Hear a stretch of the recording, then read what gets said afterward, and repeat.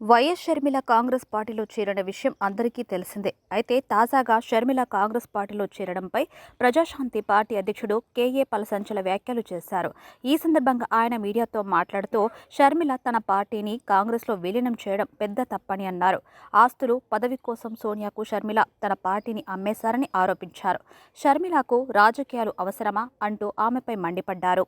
ఈ సందర్భంగా KA Paul కీలక వ్యాఖ్యలు చేశారు. తాను రాజారెడ్డి, వైఎస్ ఆత్మలతో మాట్లాడతానని అన్నారు.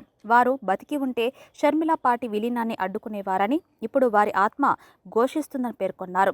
జగన్ని తిట్టడం, రాష్ట్రాన్ని నాశనం చేయడం షర్మిల పని అంటూ ఘాటు వ్యాఖ్యలు చేశారు.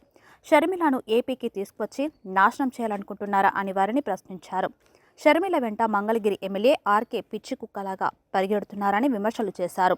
కాంగ్రెస్లో తన పార్టీ విలీనం చేసినప్పుడు షర్మిల డాన్స్ చేయాల్సి ఉందని ఎద్దేవా చేశారు. వైఎస్ చనిపోయినా ఆయన్ను సోనియా వదలడం లేదని అన్నారు. వైఎస్ పేరుని ఛార్జిషీట్లో సోనియా పెట్టారని, జగన్ను జైల్లో పెట్టారని, వైఎస్ కుటుంబాన్ని సోనియా వేధించారని అన్నారు. వైఎస్ తన్మకు మధ్య గొడవలకు కారణం సోనియా అని చెప్పుకొచ్చారు.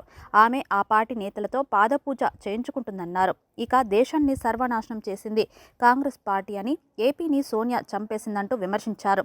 జగన్ అంటే ఇష్టం లేని వారు తమ పార్టీలో కానీ టీడీపీ, జనసేనలో చేరాలన్నారు. కాంగ్రెస్లో ఎవరు జాయిన్ కావద్దని కోరారు. ప్రజాశాంతి పార్టీని విలీనం చేస్తే ముఖ్యమంత్రి చేస్తామని లేదా కేంద్ర మంత్రి చేస్తామని తనకు ఆఫర్ ఇచ్చారంటూ పాల్ చెప్పుకొచ్చారు.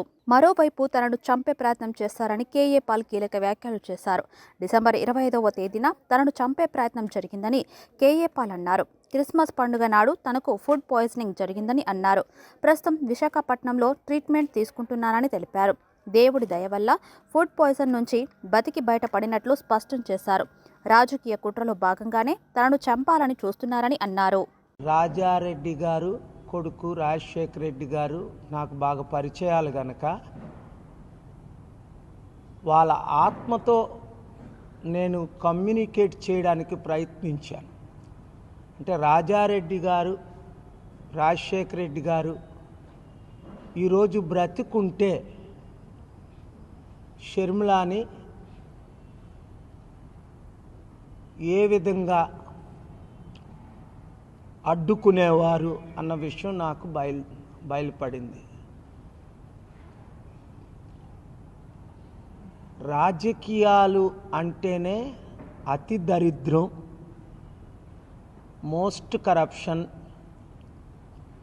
అసలు ఇంత దరిద్రం అయిన రాజకీయాలు 200 దేశాల్లో, మన దేశంలో తప్ప ఇంక ఏ దేశాల్లో ఇంత డెమోక్రసీ పేరు మీద ఇంత ఘోరమైన దుస్థితికి రాజకీయాలు చేరుకుంటాయి అని నేను అనుకోలేదు. నిన్నటి రోజున రాజారెడ్డి గారు, రాజశేఖర రెడ్డి గారు ఆత్మ తీవ్రంగా ఘోషిస్తుంది.